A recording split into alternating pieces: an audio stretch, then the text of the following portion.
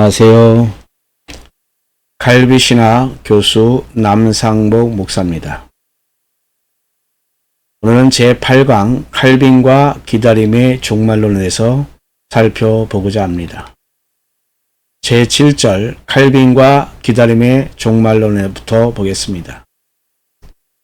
종교개혁자들이 초기 신학에서 그들의 주된 관심은 구원론이기 때문에 종말론에 관한 내용이 약했다라는 것이 일반적인 생각입니다. 루터의 신학의 주제는 내가 어떻게 하나님의 은총을 받을 것인가 였습니다. 이러한 관심은 루터의 설교와 교리 문답 등 루터의 모든 저작들 가운데에서 나타나 있습니다. 루터는 하나님의 거룩하심과 사랑, 인간의 죄, 율법과 복음, 그리스도, 신앙, 의인 등 신앙의 근본적인 원리들을 다루었습니다. 개혁의 신학의 틀을 제공한 칼빈의 경우를 보면 신학적으로 루터와 쭈븐길리의 중간 입장에서 어거스틴을 받아들였다고 보여집니다. 성찬론에서의 칼빈의 가르침은 순수한 상징주의도 아니요 또한 실제적인 것도 아닌 것이며 본질적으로 영적인 것이었습니다. 그의 주의 저서인 기독교 강해는 신론, 그리스도론, 성령론, 그리고 교회와 국가라는 네 가지 틀로 구성되어 있습니다. 이에 비춰서 칼빈의 종말론의 배경을 살펴보고자 합니다.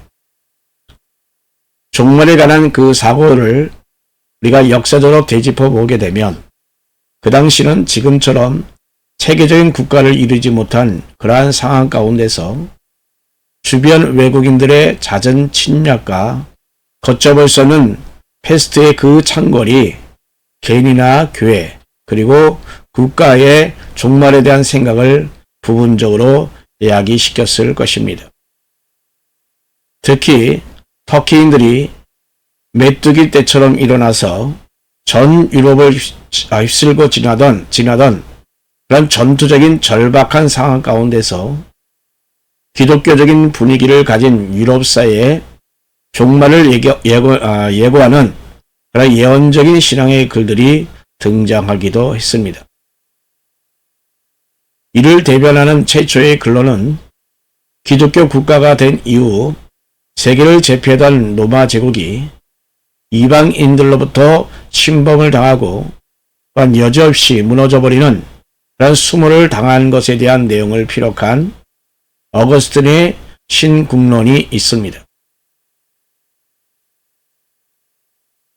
중세 로마 제국이 십자군 전쟁을 치른 동안에 기독교는 동서로 나뉘어져서 패권 다툼을 일삼다가 동로마 제국이었던 비잔틴 제국의 수도인 콘스탄틴이 터키인들의 수정에 들어가서 이스탄불이라는 이방의 도시가 되어버렸습니다. 그리고 그곳에 있는 소피아 성당을 위시하여 기독교의 역사적인 성물들이 그들의 수정에 들어가게 되었습니다. 현재 터키를 유럽연합에 가입시키는 조건으로 유럽연합이 소피아 대성당을 반환하라는 그 조건을 걸어서 협상 중에 있습니다. 이를 통하여 동방 기독교의 성지인 콘스탄티노플의 그 명예를 회복하려는 움직임은 그나마 다행스러운 일입니다.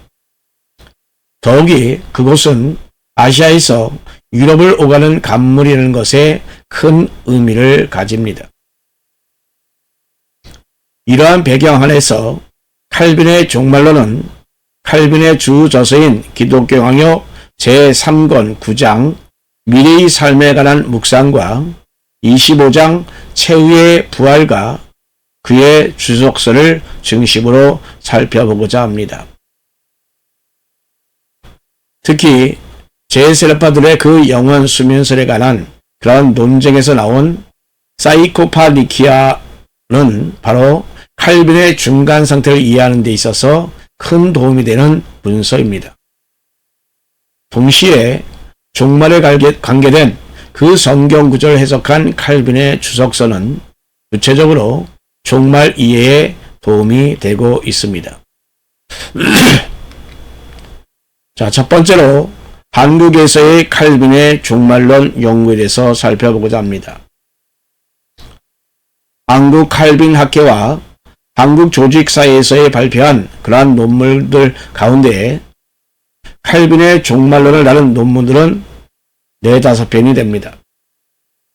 칼빈 연구 제2집에서 최윤배의 부처와 칼빈의 종말론이라는 주제라는 그런 글에서 토렌스를 인용하여 루터의 종말론은 신앙의 종말론, 부처의 종말론은 사랑의 종말론, 그리고 칼빈의 종말론은 소망의 종말론이라고 규정하였습니다. 김은수는 칼빈의 종말론을 다루면서 칼빈의 영원 불멸 교리와 개인 종말에 대한 소거라는 그 책 제목을 정하고서 이 두 가지의 불가 분리의 관계성을 피력하였습니다. 개인 종말론에 관한 그러한 중간 상태, 육체의 부활이 영원 불면설에 기초하고 있는 것입니다. 황조국은 칼빈 탄생 500주년 기념 논문집인 칼빈 신학 개요에서 칼빈의 종말론이라는 그런 주제로 칼빈의 초기 작품인 사이코파니키아의 그러한 기독교 강요, 그리고 칼빈의 종말론 영서인 퀴스토로프의 책 칼빈의 증언 안에서 마지막 일들을 재평가하였습니다. 최근에 한국 조직신학에서 발간한 그러한 기획 시리즈인 종말론에서 양신에는 칼빈의 종말론을 전개하였습니다.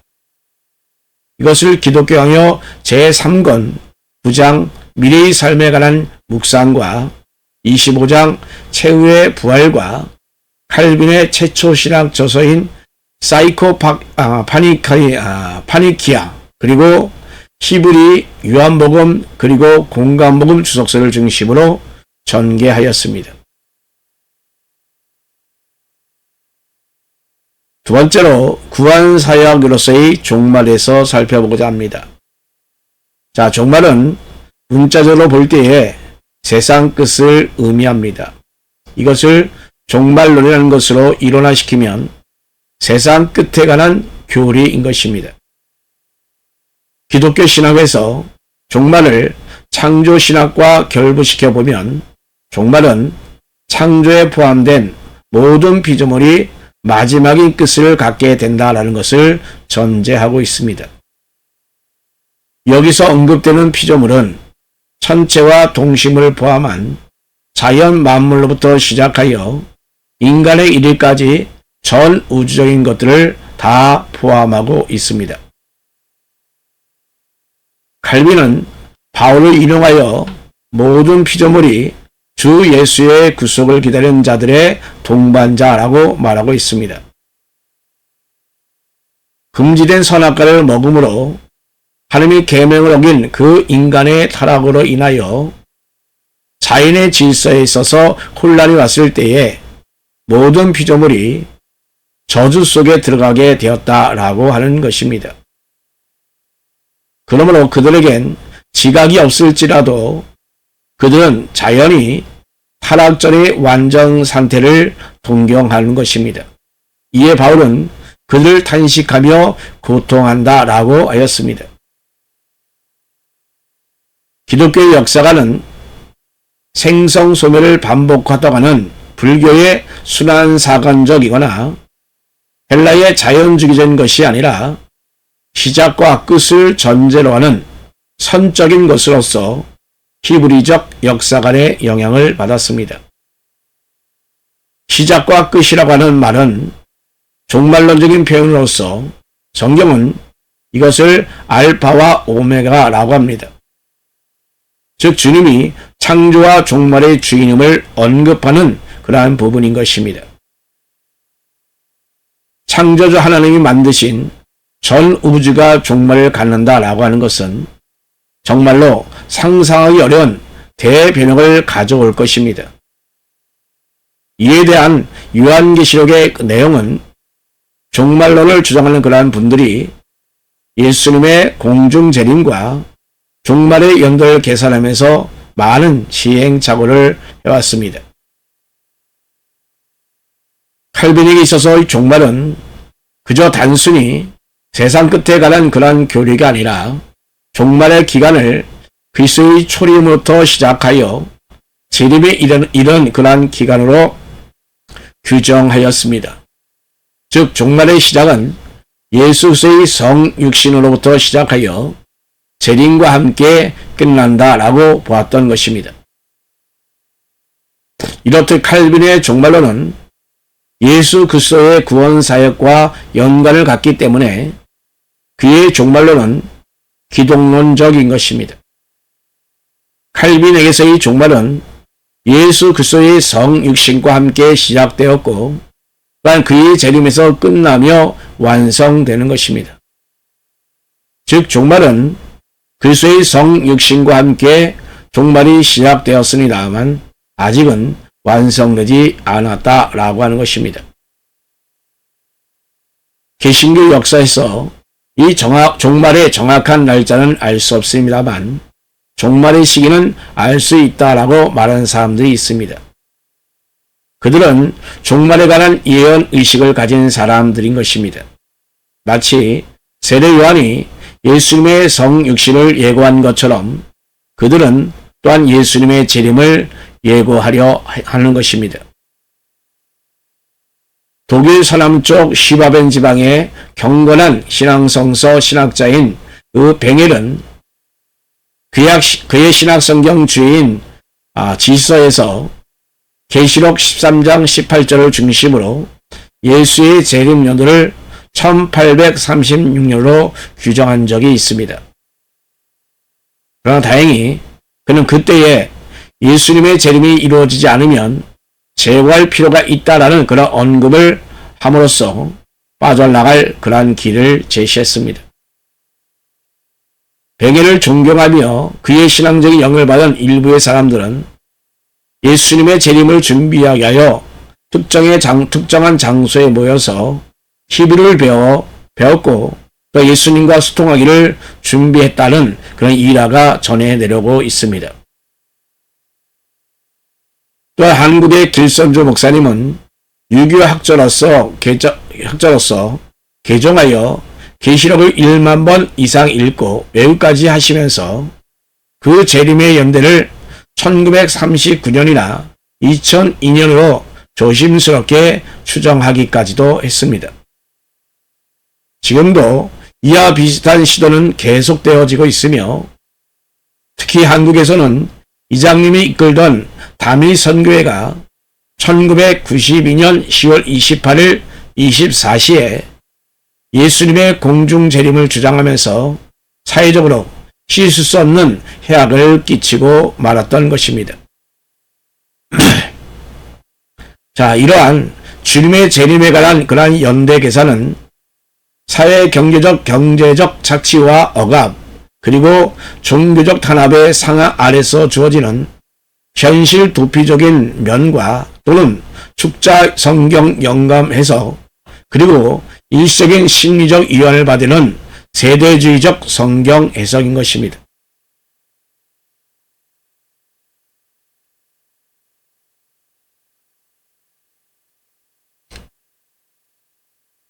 최근 한국교회 주변에서 우리는 또다시 재림신앙을 거론하면서 벨리칙과 666을 거론하면서 요한계시록의 강제를 개설하는 그런 선교단체도 있다는 소식을 우리는 심심치 않게 접하고 있습니다.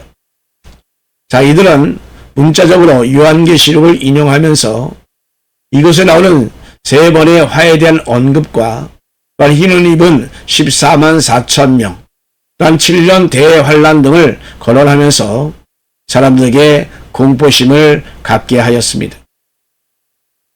이렇듯 한국교회 이름을 추락시키고 있는 박태선이 선도관에서부터 시작해서 문선명의 통일교, 이만희의 신천지, 또한 장길자의 하느님의 교회 등의 그런 많은 이단들이 바로 이렇게 요한계시록을 아전인수적으로 해석하면서 사람들을 규합하여 자기들의 세력과 지상 왕국을 건설하고 있습니다.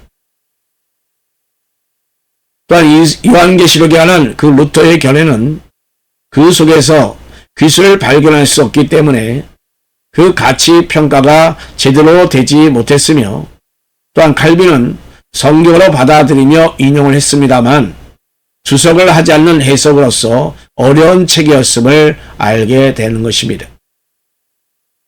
즉 기독교는 창조주 하나님을 믿는 그런 신앙부터 시작되기 때문에 종말이 기독교 신학과 신앙에서 차이지 않은 그런 부분들은 매우 크다라고 볼 수가 있습니다. 기독교 신학에서 종말에 관한 그런 언급이 없다라고 한다면 신학은 마치 용두사미가 될 수밖에 없습니다.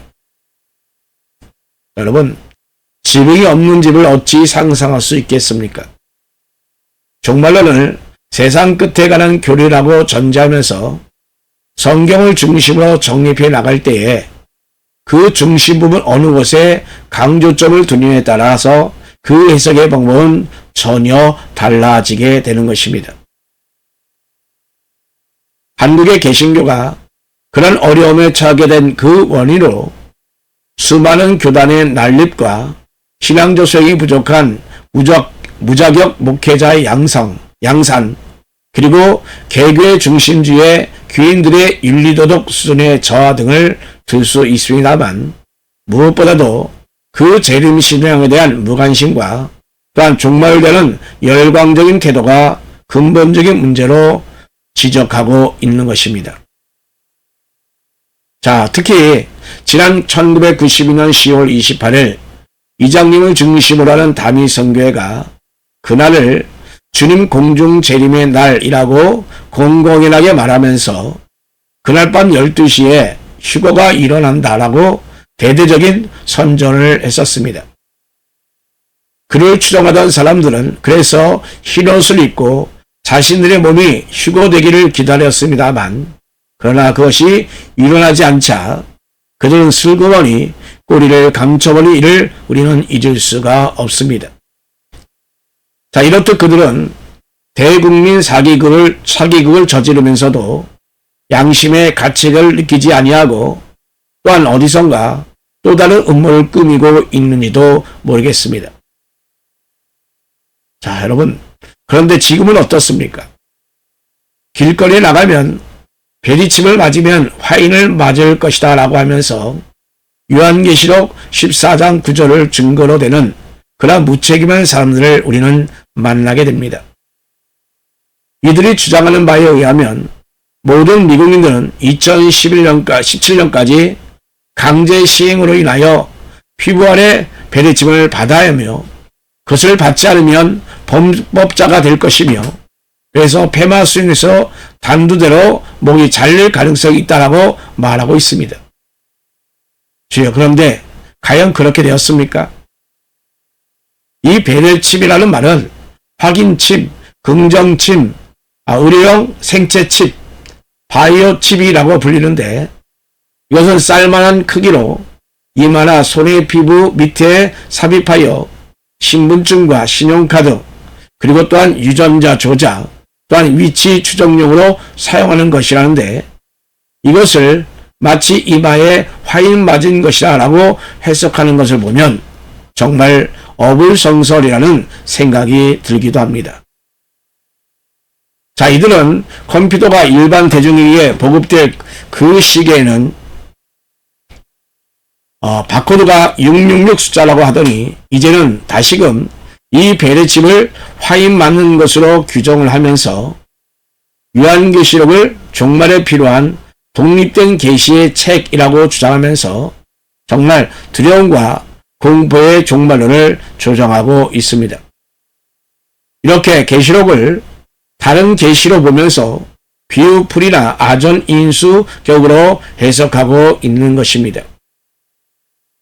앞에서 언급한 그 베리침이 꼭 필요한 시대가 온다고 한다면 우리가 그것을 무조건적으로 거부할 이유가 없습니다.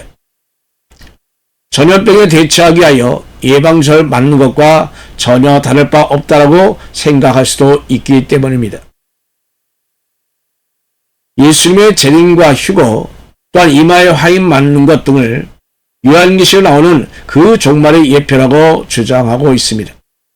그러나 종말론자들이 이러한 것들을 부각시키면서 자신들을 주장하는 사람들에게 공포를 조성하게 되면 그것을 주장하는 사람들은 학업이나 생업도 다 포기하고 또한 가정까지도 해체시키고 또한 사회의 문제를 이야기할 뿐인 것입니다. 자, 이것은 개신교를 빙자한 이단 세력들의 전형적인 모습인 것입니다. 자, 한국에는 자칭 재림주가 50여 명이 넘습니다. 그중 대표적인 사람이 문선명이며 박태선이었고 지금은 이만희 장길자가 남아 있습니다. 자, 이들은 신천지와 하나님의 교회라는 이단 사교를 만들어서 교인들을 유혹하고 있는데 그것에 빠져 넘어가 정말 인위적인 성경 해석에 놀라는 사람들을 대하게 되면 참으로 안타깝기만 합니다. 1892년 요하네스 바이스는 하나님 나라에 대한 예수의 가르침이라는 것에서 하나님 나라에 관한 예수의 선포가 신약 성경의 중심이 되어야 한다라고 강조하였습니다.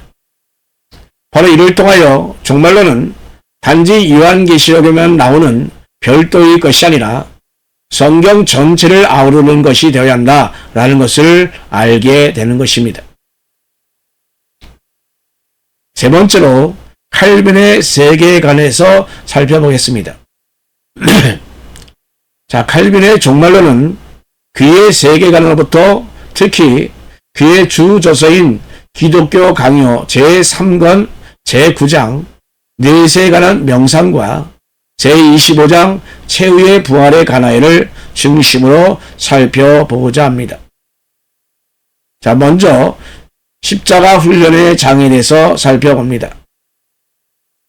자, 칼빈은 이 세계를 개인에게 주어진 십자가를 지고 고난을 이겨내는 훈련의 장이다라고 전제하고 있습니다. 그러나 현세를 혐오하거나 부정하지 말라라고 권하고 있습니다. 그 이유로는 이 세상은 하나님이 창조했을 뿐만 아니라 이 세상에는 하나님의 은혜와 자비의 손길이 가득 차 있기 때문인 것입니다.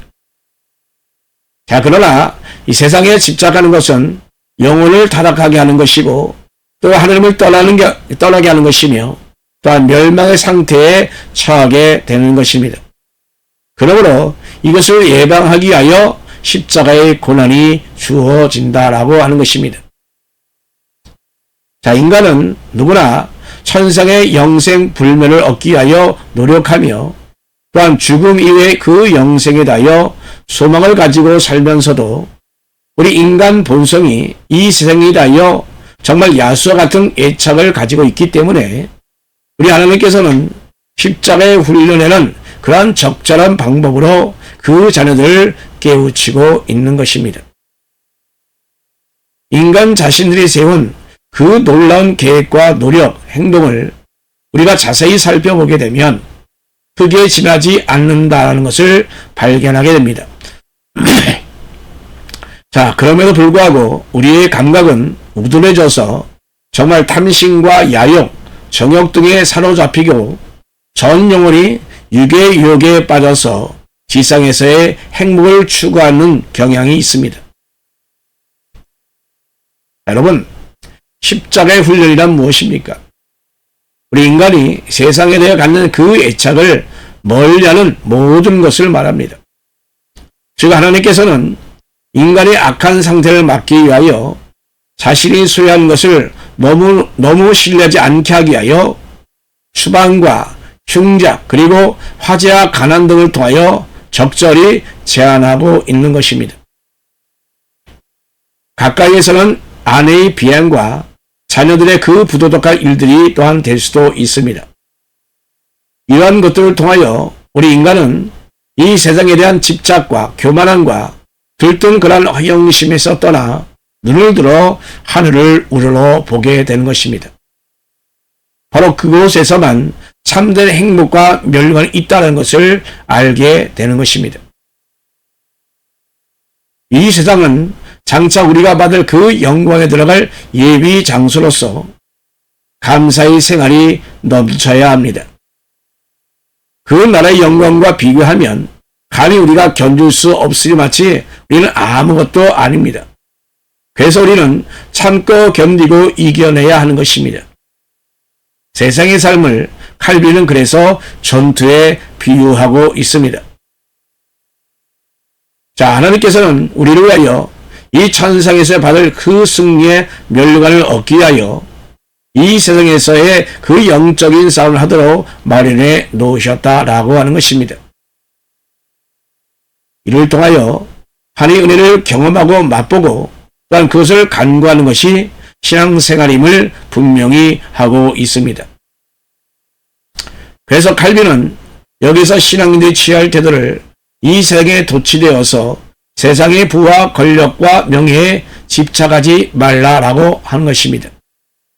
그러나 인간의 심정에 욕심과 야망이 지배하게 되면 인간의 영혼은 땅 위의 것만 찾게 되는 것입니다. 자, 칼빈은 하나님께서 성도를 일깨워주고 또한 내세를 사모하도록 고난과 환난을 주신다라고 하고 있는 것입니다. 그 환난은 전쟁과 기근, 화재와 질병, 그리고 또한 인간의 삶을 어렵게 하는 모든 것들입니다. 오늘의 용어로 말하면 사업 실패와 가정 파탄, 그리고 불의, 교통사고, 인간관계 단절 등등 수없이 많이 있습니다. 자, 이것을 한국 사회와 연관지어서 생각해보면 지난 2014년 4월에 발생한 세월호 참사 사건, 2015년 5월부터 2, 3개월 동안 한국 강타한 메르스의 공포, 그리고 2020년 1월 중순부터 수년 동안 계속되어졌던 그 코로나19에 의하면 우리가 알 수 있습니다. 이런 것들을 보게 되면 칼빈에 의하면 하나님께서 하늘께 주신 그 하나님의 대표적인 깨우침 중 하나가 일 것입니다. 이를 통하여 한국교회가 더욱더 겸손히 하나님 뜻을 순종하기에 기도하기를 바라시고 계십니다. 우리 교인들의 그러한 기도를 통하여 정치가 바로 서고 또한 사회가 정화되기를 바라십니다. 두 번째로 신앙적 싸움터에 대해서 살펴봅니다.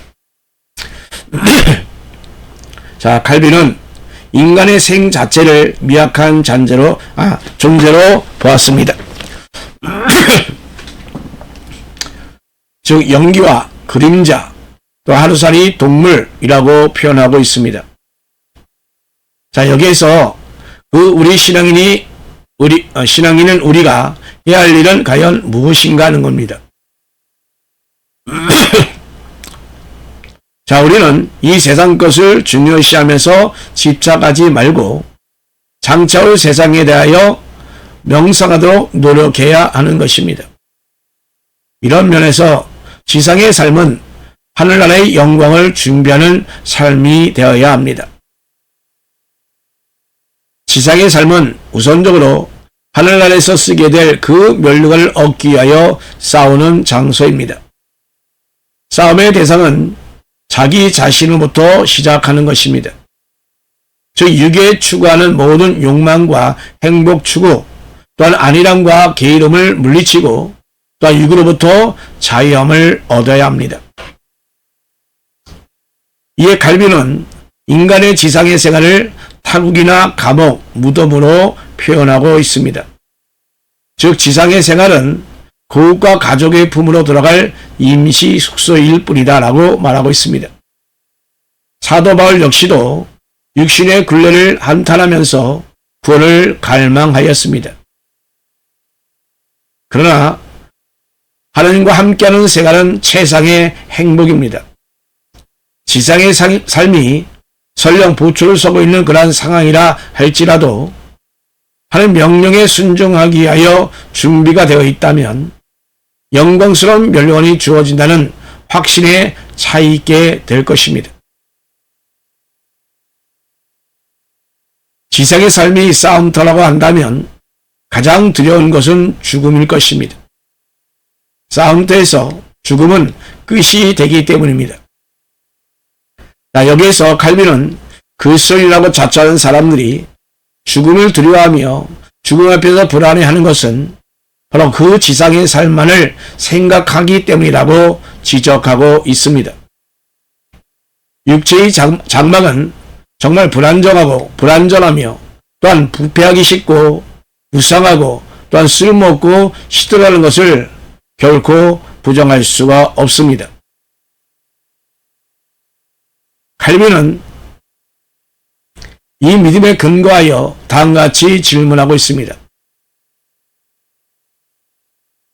즉 죽음을 통하여 우리가 탑으로부터 소환되어 고국 즉 하늘나라로 돌아가 살게 된다라고 생각한다면 이 사실에서 우리는 아무런 위안도 얻지 못하지 않겠는가 라고 하는 것입니다.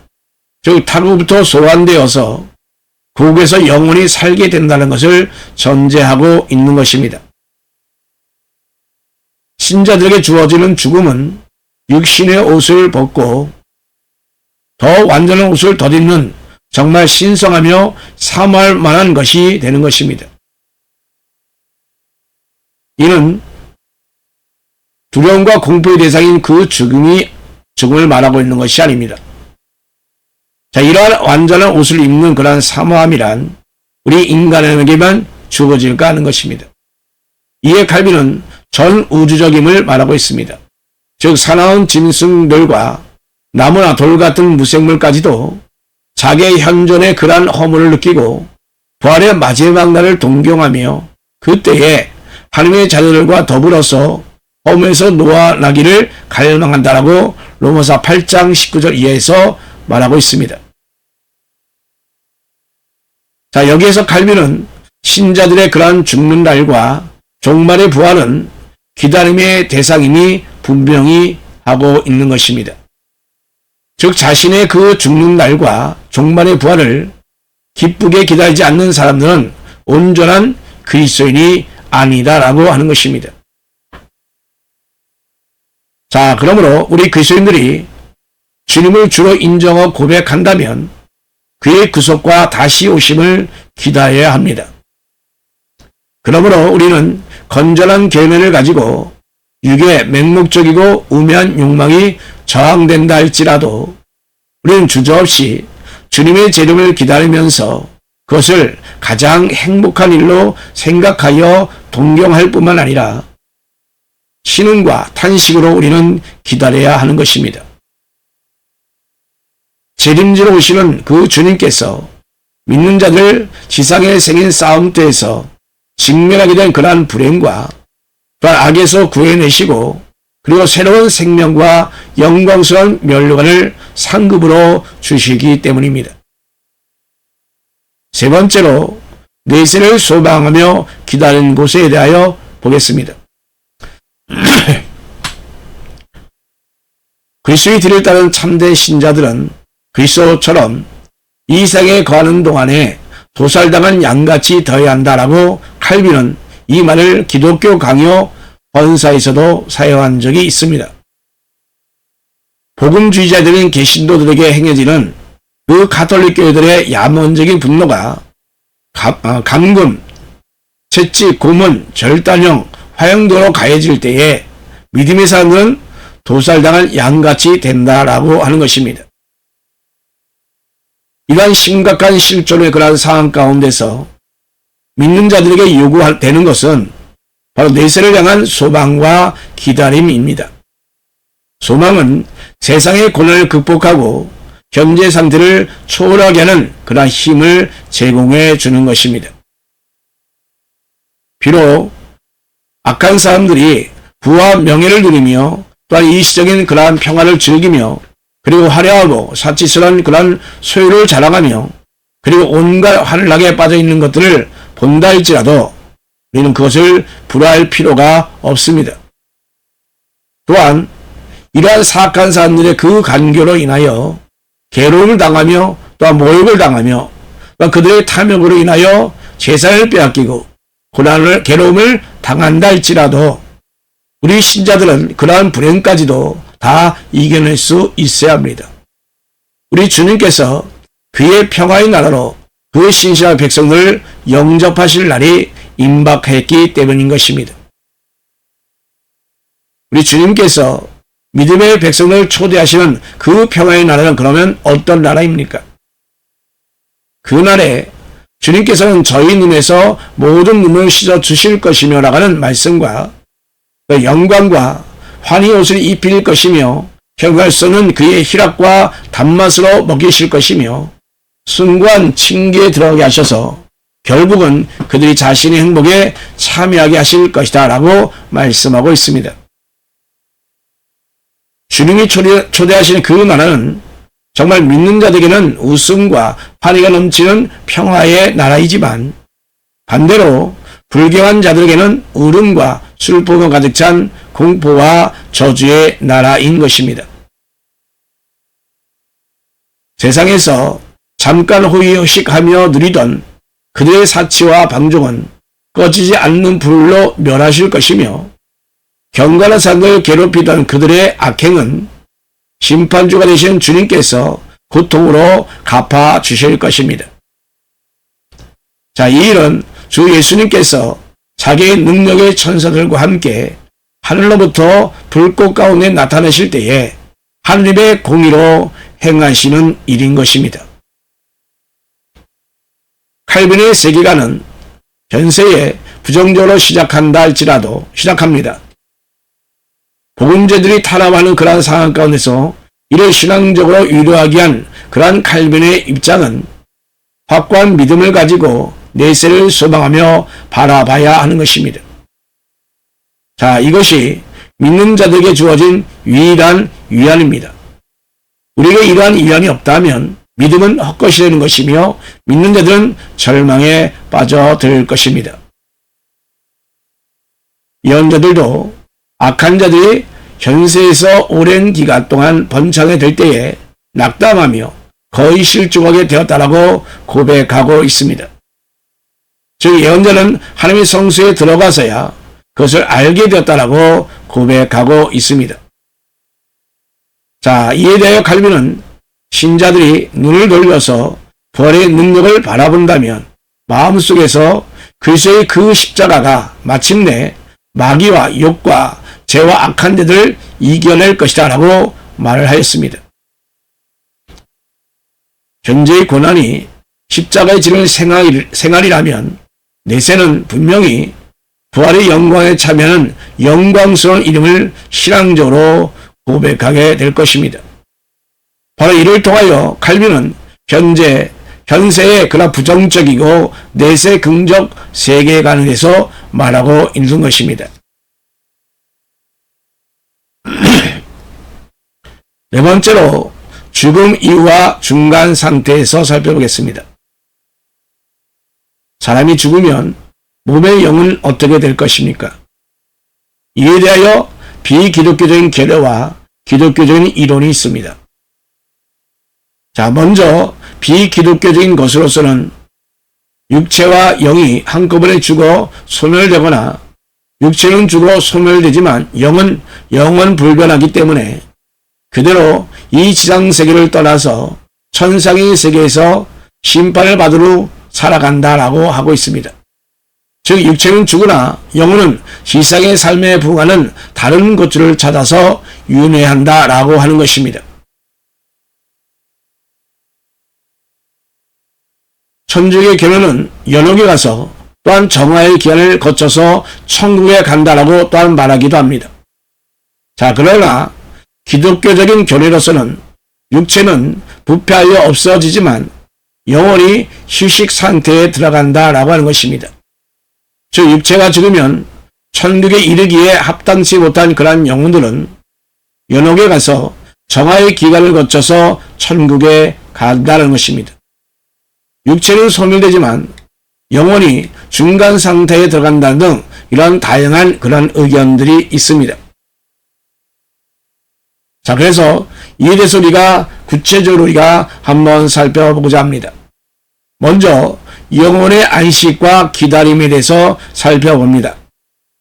즉 칼빈은 죽음 이후에 그 영이 살아있으며 죽음 이후에도 신자 영은 그리스도와 친밀한 교제를 나누는 것을 말하고 있습니다.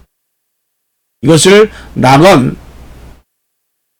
아브라함의 품, 그리고 주님의 품, 그리고 중간 상태라고 말하고 있습니다. 저 개인적인 죽음은 육체와 영혼이 분리되는 시간이면서 동시에 육체와 영혼의 갈등이 끝나는 그러한 시점인 것입니다. 자, 그러므로 영혼은 그동안 육체라는 그 시간과 공간에 죄를 받고 있는 그런 차원의 세계에서 살아왔습니다만 죽음 이후에는 그것을 초월하여 자유와 평화를 누리며 사는 행복한 시간 속에 거하게 되는 것입니다. 즉 죽은 자의 그 영혼이 거하게 되는 그러한 중간 상태에서 그러면 영혼은 어떻게 지낼까 하는 것입니다. 이는 그리스도와의 연합을 전제로 한 기쁨과 평안과 안식에 거하면서 예수 그리스도의 재림과 심판에 주어질 영원한 축복을 기다리게 되는 것입니다.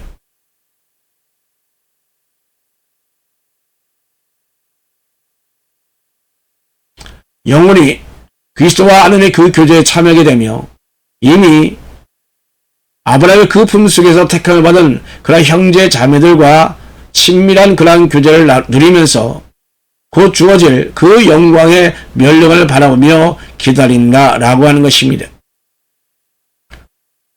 성도의 영이 모인 곳을 아브라함의 품이라고 한 것은 우리가 이 세상의 여정을 마친 후에 믿는 자들의 공통된 조상의 영접을 받으면서 우리도 그의 믿음의 결실에 참여하게 되리라는 것을 넉넉히 보증하고 있는 것입니다.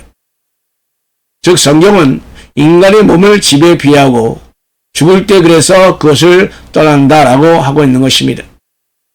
베드로는 죽음이 임박한 것을 장막집을 벗을 때가 왔다라고 했습니다. 바울 역시도 땅에 있는 장막집이 무너지면 하늘에 영원한 집이 있다라고 했습니다. 즉 몸을 떠나서 하나님과 함께하기를 우리는 갈망하고 있는 것입니다. 은혜의 영들이 모이는 곳에 모인다라고 하는 이 표현은 믿는 자들이 죽은 후에 함께 경건한 생활에 들어간다라는 그런 말이 되는 것입니다. 십자가를 지실 때에 그리스도께서 오른편 강도에게 내가 나와 함께 오늘 낙원에 있으리라 라고 말씀하셨습니다. 이 세상의 여정을 다 마친 후에 믿음의 성도의 영이 함께 모여 기도하면서 또한 교제하면서 기쁨과 평안과 안식을 누리면서 주의 재림을 기다리는 것이 바로 중간 상태인 것입니다. 저 이것을 낙원이나 아브라함 품이다라고 칭하고 있는 것입니다. 특히 제세대파의 영원 수멸설에 대한 그 반박문으로 알려진 칼빈의 최초의 종말론에 관한 그 논문으로 평가를 받는 그 사이코 파니키아는 죽음 이후의 영의 문제를 다루고 있습니다. 즉 칼빈은 이 논문에서 영혼이 잠자지 않고 깨어 있다라고 말하고 있습니다. 자, 이에 대한 예로서 죽은 부자의 그 영혼이 불 속에서 고통을 받는 그러한 장면과 또한 거지 라사로의 영혼이 하나님의 품에서 안식을 취하는 그 장면을 대조하여 설명하고 있습니다. 죽은 이의 신자들의 영혼은 안식과 평화를 누리며 예수님의 재림과 함께 이루어질 그 종말의 완성을 기다리게 되는 것입니다.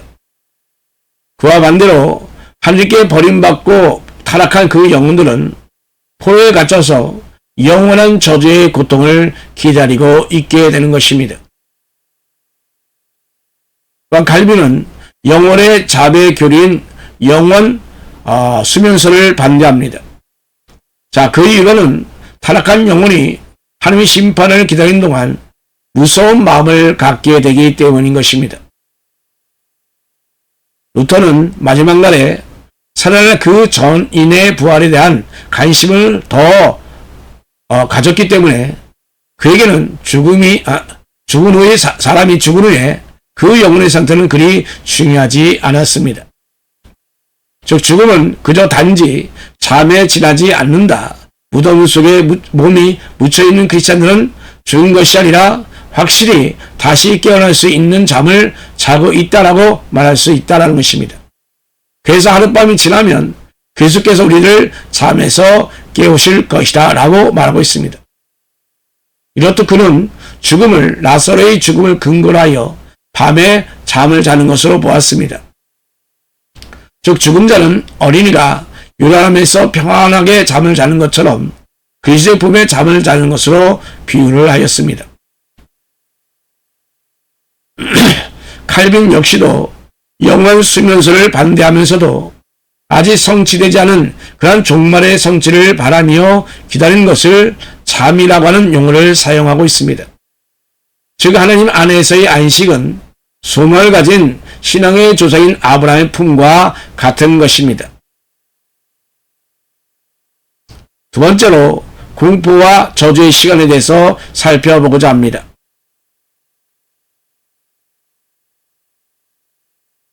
버림받은 불신자들의 영은 중간 상태에서 과연 어떻게 될까 하는 것입니다. 자, 이들은 신자들과는 정반대로 공포와 저주 속에 거하게 되는 것입니다. 한편 악인이 처하게 된 그 중간 상태에 대하여 우리 하나님께서 지나친 잔인성을 문제로 하여 제기되는 사람들도 있습니다.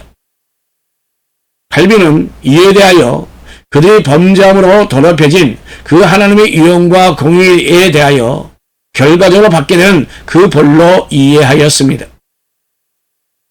즉 인간은 누구나 죽음 이후에 영과 육이 분리가 일어날 것이며 또 영혼이 주님의 재림시 때까지 거하게 되는 그러한 중간 상태에 들어간다라는 것입니다. 즉 칼빈은 인간의 삶 그 자체를 임시 거처인 장막집으로 비유하면서 지상의 생활을 여행하는 나그네로 서술하고 있습니다. 칼빈이 중간 상태를 설정한 것은 가톨릭이 말하는 그러한 잘못된 연역의 교리나 또한 친례파의 영원 수면소를 반박하고 예수 그리스도의 재림에서 일어나는 종말의 완성을 확실히 하기 위함이었던 것입니다. 자, 칼빈이 연역의 교리를 반대하는 것은 이러한 교리가 하나님 말씀으로부터 나오지 않은 것이며 사탄의 관계에서 생겨난 일종의 조작된 계시인 것이며 또한 성경을 왜곡시킨 신성 모독이라까지 말하고 있습니다.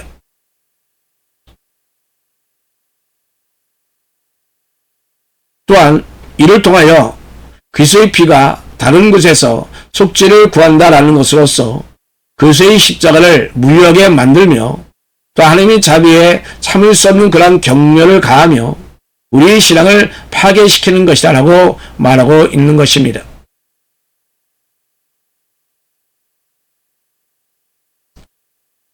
중간 상태에서 하나님의 부름받은 신자들은 기쁨과 평안을 맛보며 또 영광스러운 주님의 재림을 기다리는 것입니다.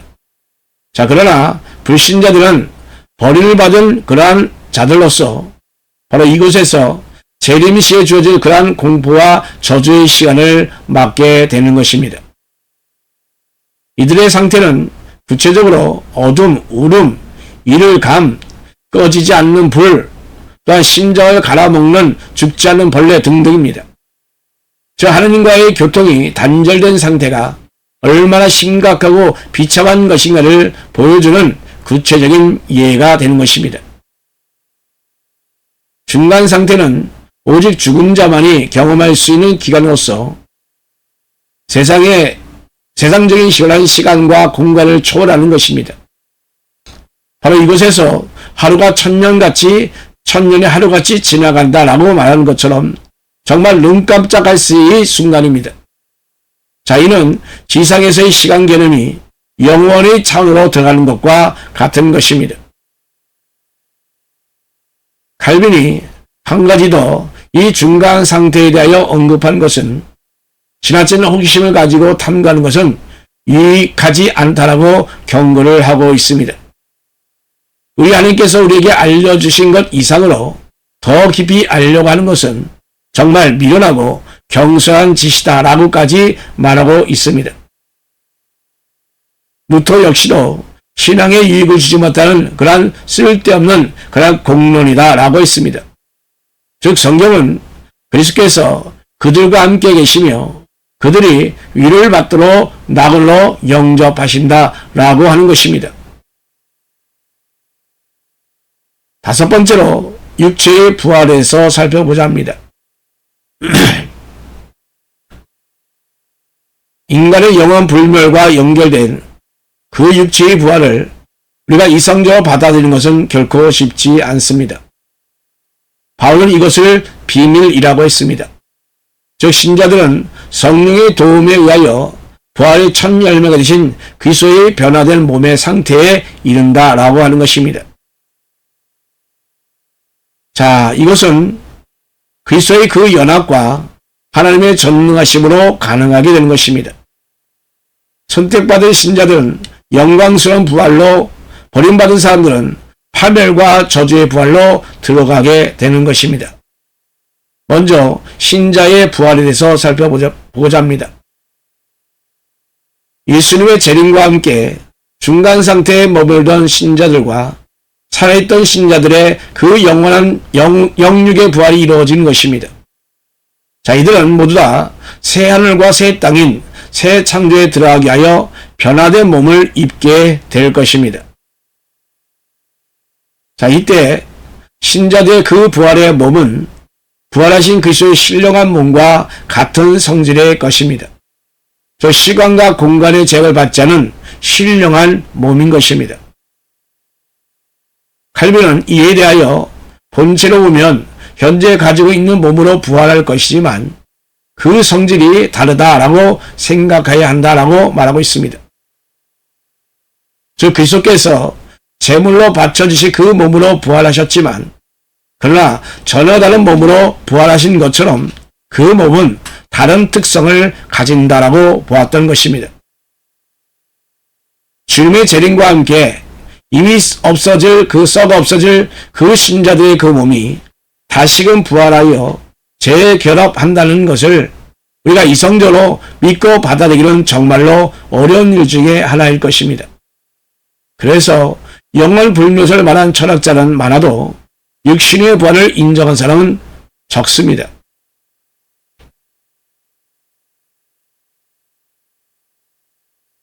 이런 어려움을 극복할 그런 성경적인 근거로서 하나는 그리스도와의 부활과의 비교이며 또한 다른 하나는 하나님의 전능성입니다.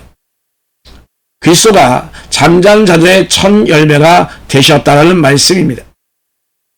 즉 이 일은 생명의 원체 되신 성령에 의하여 가능하게 되는 것입니다. 신자의 부활 시에 썩는 몸이 썩지 않은 성질을 소유하게 된다라고 하는 것입니다. 이에 대하여 칼빈은 하나님의 창조의 전능성을 다시 한번 거론하고 있는 것입니다. 자, 하나님께서는 모든 원소를 마음대로 지배할 수 있으므로 흙과 물과 불에게 그것들에 의해 소멸되는 것을 모두 회복시키라 라고 명령하신 것입니다. 피조물의 생성 소멸을 주관하시는 창조주 하나님이 그 일을 가능하게 하신다라고 하는 것입니다. 또한 중간 상태에 머물던 죽은 자와 또한 주님이 재림시까지 살아 생존하던 그런 사람들과의 차이는 없을까 하는 것입니다. 그런데 칼빈은 그 차이를 인정하고 있습니다. 즉 순식간에 후련히 나팔 소리가 울리면 죽은 자들은 썩지 않은 상태로 살아날 것이며 살아있는 자도 후련히 같은 영광으로 변화될 것이다 라는 고린도서 15장 52절 53절 말씀을 근거로 하고 있습니다. 죽은 자들의 영이 자신의 이미 부패되어 소멸된 그러한 육체와 다시 결합하며 살아있는 자든 산 육체가 썩지 않은 상태로 변화된다는 것을 의미하고 있습니다. 자, 이것은 에녹과 엘리야의 신자로서의 그 승천에서 보여주는 것입니다. 즉 에녹이 하나님과 동행하다가 승천한 것이나 엘리야가 해오리 바람으로 하늘로 올라가게 되는 것은 그의 몸이 이미 죽음과 유사한 그런 과정을 거쳐서 한 과정을 거쳐 변화된 것입니다. 또 두 번째로 불신자의 부활에 대해서 살펴보고자 합니다. 부활의 첫 열매가 되시는 그리스도의 영광스러운 부활의 근거를 둔 이 부활의 사건이 불신자들에게도 과연 일어날까 하는 것입니다. 부활이란 그리스도로부터 받은 그러한 특별한 은혜이기 때문에 불신자에게는 주어지지 않을 것이라고 우리가 생각할 수도 있습니다. 이런 질문을 제기하는 그러한 칼빈은 즉 그리스도는 부활과 생명의 주이심을 분명히 한 이후에 성령의 근거를 가지고 불신자의 부활을 심판의 부활로 제시하고 있습니다. 즉 성경에는 생명의 부활과 심판의 부활이 구분되어 있습니다. 그럼 심판의 부활은 무엇입니까? 그것은 불신자에게 주어지는 부활로 파멸의 부활입니다. 자, 그들은 중간 상태에서 공포와 저주를 이미 경험하였으며 생존자들은 지상의 그 삶에서 세상적인 가치관을 가지고 살았던 그러한 사람들입니다. 성경에 나오는 부자의 삶이 대표적인 것입니다.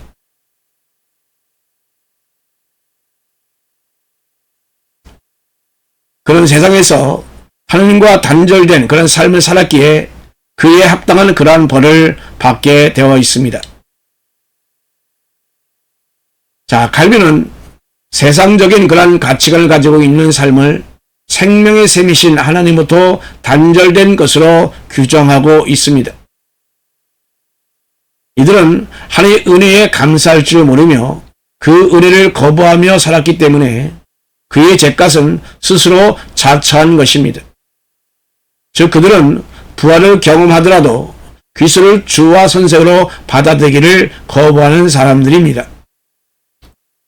즉 이들에게 어떠한 주변의 변화가 일어나겠습니까? 하나님과의 교통의 단절이 얼마나 비참한 것을 보여주는 일들이 일어난다는 것입니다. 즉 어둠과 울음, 이를 감, 꺼지지 않는 불, 심장을 갈아먹는 그러한 죽지 않는 벌레 등으로 묘사할 수가 있습니다. 그리고 이 일은 하나님의 주권적인 능력에 의하여 일어납니다. 여기서 보여지는 하나님의 주권은 하나님의 심판에서 주어지는 진노인 것입니다. 하나님의 진노는 접촉하는 모든 것을 살라버리는 불인 것입니다. 그리고 모든 피조물은 하나님의 심판을 도와주는 도구들인 것입니다. 하늘과 땅, 바다와 생명과 기타 만물들이 바로 불신자를 향하여 무서운 분노로 타오를 것이며 또한 자기를 멸망시키려고 무장해 있음을 느낀다라고 하는 것입니다. 이렇듯 불신자들은 결국은 주의 얼굴과 그의 힘의 그 영광을 떠나서 영원한 멸망의 형벌을 받게 되는 것입니다. 해와 달과 우주 전체를 통하여 장차올 재해를 통하여 심판의 존조를 받은 바 있습니다만 이들 양심이 무뎌진 채로 그저 하루하루 살다가 겪게 되는 그러한 하나님의 심판은 정말 얼마나 무섭고 두려운 것이 될 것인가 하는 것입니다. 즉 노아의 홍수나 소돔과 고모라의 멸망은 이를 반증해 주고 있는 것입니다. 종말에 대한 칼빈의 종말 이해를 전통적인 예언 문학의 종말론과 또 묵시문학의 종말론과 비교하여 도표화시키면 다음과 같습니다. 자, 먼저 전통적 예언문의 종말론에서는 주관자는 하나님, 묵시문학에서의 종말은 악한 세력, 칼빈은 승리하신 그리스도라고 이렇게 비교하고 있습니다. 그리고 집단적으로 회개하고 다시 한번 설명합니다. 전통적 예언문학의 종말론에서는 하나님이 주관하고 집단적으로 회개를 요청하며 그래서 새 이스라엘과 새 예루살렘을 목표로 하여 새 계획으로 역사 심판이 연속적으로 이루어지므로 회개와 구원의 선포가 이르게 됨을 말하고 있습니다.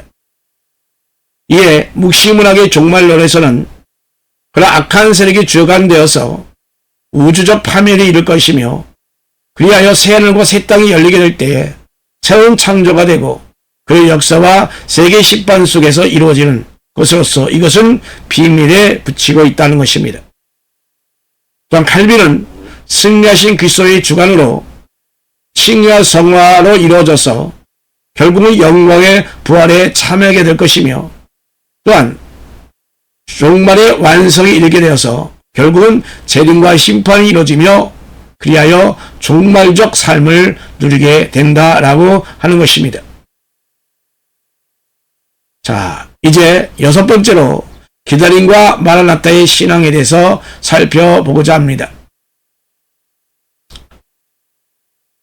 자, 칼빈의 종말론을 사람들은 루터의 신앙의 종말론과 비교하여 소망의 종말론으로 규정하고 있습니다만 그러나 그것을 기다림의 종말론으로 저는 재평가하고 싶습니다.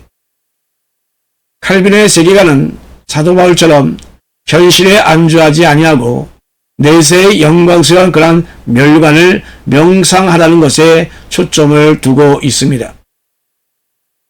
이렇듯 칼빈의 기독교 강의 서문인 프랑스 국악에 드리는 헌사에서 언급된 내용을 우리가 자세히 읽어보게 되면 그 당시 개신교도들은 프랑스 가톨릭 교도들이 자행하던 그러한 방화와 재산 몰수, 그 추방, 납치와 감금, 그리고 멸시와 조롱을 견디지 못하고 주변 국가로 망명을 해야 하는 아주 심각한 무법천지의 상황에 처해 있었습니다. 이러한 심각한 종교 탄압의 그러한 상황 가운데서 개신교 신앙을 지키려던 그들의 마음은 과연 어떠했을까 하는 것입니다. 가톨릭 교도들의 그 죽음과 같은 그 위험 앞에서 복음주의자들은 내일이 보장되지 않는 그런 암울한 상황 가운데서 종말적 삶을 임박하게 기대했을 것입니다. 한국교회 역시도 일제히 그러한 잔혹한 식민 지배하에서 내선 일체화 문화 정책을 표방하는 민족 탄압과 기독교 말살 정책에 반대하여 한국의 독립운동에 주도적으로 참여를 하였던 것입니다.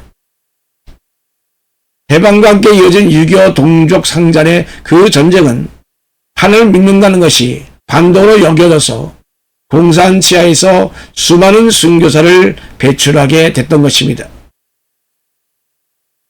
그 당시 한국교회는 정말 모진 탄압과 억압 속에서 일사각오의 정신으로 마라나타의 신앙을 회복하였으며 또한 교회가 사회가 속에 우뚝 서서 빛과 소금의 역할을 해내게 되었던 것입니다. 자, 이렇게 순교의 피를 흘리면서까지 우리 한국교회는 민족의 자주 독립과 민주화는 물론이요 문명대치와 사회개혁에 앞장서 왔었습니다. 오늘의 그 교회가 사회로부터 지탈의 대상이 되어버려 이단 세력의 공격은 물론이요 심지어는 한국의 이슬람화를 꿈꾸는 적그리스도적인 그 사상에 직면한 상황 가운데서 자, 우리가 앞장서서 해야 할 일은 과연 무엇이겠습니까? 자, 그것은 그리스도의 영광스러운 재림을 기다리는 마라나타 신앙인 것입니다. 그리스도를 기다리는 사람들에게 기쁨과 평안의 만남이 주어지며 또한 재림을 준비하는 그 고난의 그 삶 속에서 이를 극복할 힘이 주어지게 되는 것입니다. 그리스도의 영광의 그 재림을 기다리는 그러한 대상은 우리 인간만이 아니라 하늘께 창조하신 모든 피조물인 것입니다. 여기서 한마디 더 언급하는 것은 칼빈의 언급한 그 칼빈의 말은 종말은 신비의 사건이기 때문에 너무나 많은 간식과 상상을 하지 않는 것이 신앙적으로 유익하다라고 하는 것입니다. 즉 이 말은 종말에 관한 인간의 사변적인 다양한 이론이나 의견보다는 성경적인 내용으로 만족해야 한다라는 것입니다. 자, 그러므로 해결의 그 첩경은 우리가 얼굴을 마주대하며 보게 될 때까지 헐과 그 희망을 만족스럽게 받아들여야 한다라고 하는 것입니다. 자, 결론을 짓겠습니다. 자, 칼빈의 종말론은 그저 단순히 세상 끝에 관한 그러한 교리가 아니라 종말의 기간을 예수님의 성육신으로부터 시작하여 재림에 대한 그 기간으로 설정하고자 해석하는 이론인 것입니다. 엄격히 말하면 종말은 공생애로부터 시작되어서 재림에 완성된다라고 보여지는 것입니다. 즉 이것은 그리스도의 구원 사역과 연관되어 있기 때문에 기독론적 구원 종말론이다 라고 말할 수도 있습니다. 칼빈의 종말론을 우리가 더 잘 이해하기 위해서는 그의 세계관 이해가 또한 중요합니다. 자, 그는 세상을 십자가의 훈련의 장, 신앙적 싸움터, 그리고 내세를 소망하며 기다리는 것으로 보았습니다. 즉 인간이 세상을 살아가면서 죽음 이후의 영생에 대하여 소망을 갖는 것은 너무나도 자연스러운 일입니다. 자, 그럼에도 불구하고 우리 인간은 이 세상에 대한 애착을 가지고 살아가기 때문에 십자가의 훈련이 필요한 것이며 또한 이를 통하여 신앙적 삶에 들어가게 되는 것입니다. 즉 그것은 내세를 소망하며 기다리는 가운데 신앙적으로 세상적인 가치관과 싸워 이겨나갈 때에 가능한 것입니다. 신자들이 세상에서 도살당할 양같이 살기 위해서는 말씀 능력과 성령의 도우심이 절대적으로 필요합니다. 이때 필요한 것이 십자가를 명상하며 사는 것과 내세에 대한 소망과 기다림인 것입니다. 여러분, 인간이 죽으면 어떻게 되겠습니까? 예, 영혼이 분리되어 육체는 썩어 부패하게 되어 없어집니다. 그러나 신자들의 영은 그리스도와 먼저 간 신자들이 영과 교제하게 될 것이며 그곳에서 평안과 기쁨을 가지게 됩니다. 그에 반해 불신자의 영혼은 공포와 저주의 상태에서 지내게 되는 것입니다. 자, 이것을 칼빈은 영혼의 중간 상태라고 칭하고 있습니다. 그리스도의 재림의 때까지 죽은 자들은 시간과 공간을 초월하는 중간 상태에 머무르게 되는 것입니다. 중간 상태는 영혼의 불면성을 지지하면서 동시에 영원 수면서를 거부합니다. 이 중간 상태를 칼빈은 낙원이나 아브라함의 품이라고 불렀습니다. 중간 상태는 연옥설과는 전혀 다른 죽은 자의 그 영이 그리스도의 재림의 때까지 머무는 곳입니다. 심판주 되시는 예수님의 재림과 함께 육체의 부활이 일어납니다. 죽은 자의 영은 육체와 재결합하고 변화를 받아서 각기 영광과 파멸의 부활에 들어가게 되는 것입니다.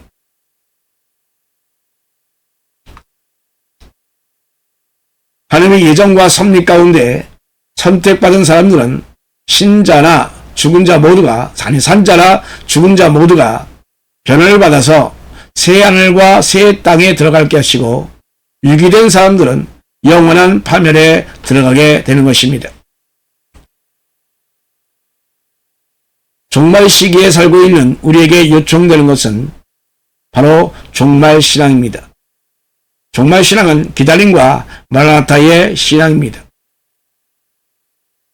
한국교회에 있어서 중요한 전통인 권징과 성교 의식과 회개가 그런데 점점 희미해지고 물질 만능주의와 교권주의적인 정치가 돋보이는 그러한 상황 가운데서 주님의 그 거룩한 교회가 교회담을 회복해야 할 것이며 주님의 거룩한 지상 명령에 순응하는 길은 칼빈의 종말론을 재인식하는 성화의 삶이다라고 보여지고 있는 것입니다. 자, 이렇듯 칼빈의 종말론을 재인식하고 또한 교회가 그 소리에 귀를 기른다고 한다면 한국교회의 잘못된 그러한 종말론을 시정하고 이단 세력에 되어가는 그러한 전기가 될 것입니다. 지금까지 기다림의 종말론에서 우리가 함께 살펴보았습니다. 이 종말론으로 인하여 많은 이단이 발생되고 우리 혼란 상태에 있는 것을 이번 강의를 통해서 좋은 그러한 거울이 되었으면 좋겠습니다. 예, 이해 감사합니다.